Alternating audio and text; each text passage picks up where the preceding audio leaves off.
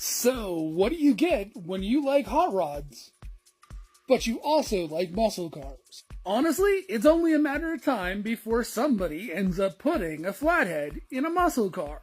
Now, honestly, if you're into flatheads at all, and you're in any kind of a group that talks about flatheads, even just occasionally, there's one picture that's going around the internet that everybody has usually seen. Now, honestly, it's pretty hard to be a flathead guy without seeing this picture roaming around the internet at least once, or having somebody drop it into your DMs going, "Hey, have you ever seen this picture?" Yes, I've seen the picture. So who is this mystery madman who took a perfectly good 1967 SS Camaro, pulled a good 327 out of it, and replaced it with all things a Ford Flathead V8? His name was Clarence Elliott, and he was a local legend in Oregon.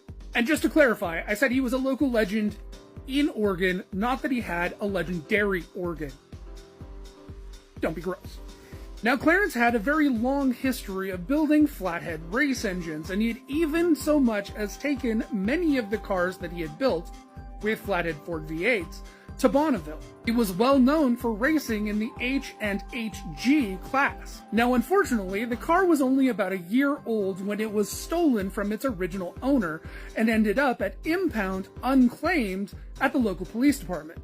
Now, Clarence managed to find himself at a police auction, and there was a perfectly good 1967 SS Camaro that he thought would make an excellent platform for a new engine that he was building. So Mr. Everett bid on the car at the auction, and as there were no other bidders that were interested in it more than he was, the car came home with him, and in it, he ripped out the 327 and put in a Ford Flathead. Mr. Everett continued to race the car for a number of years before eventually retiring. And just like the audience now, he met a lot of people that thought that the car was incredibly cool, and a lot of people that were rather disappointed at what he had done with it. But the big Chevy with the little tiny flathead was still holding its own on the racetrack, and that's all that mattered to Clarence.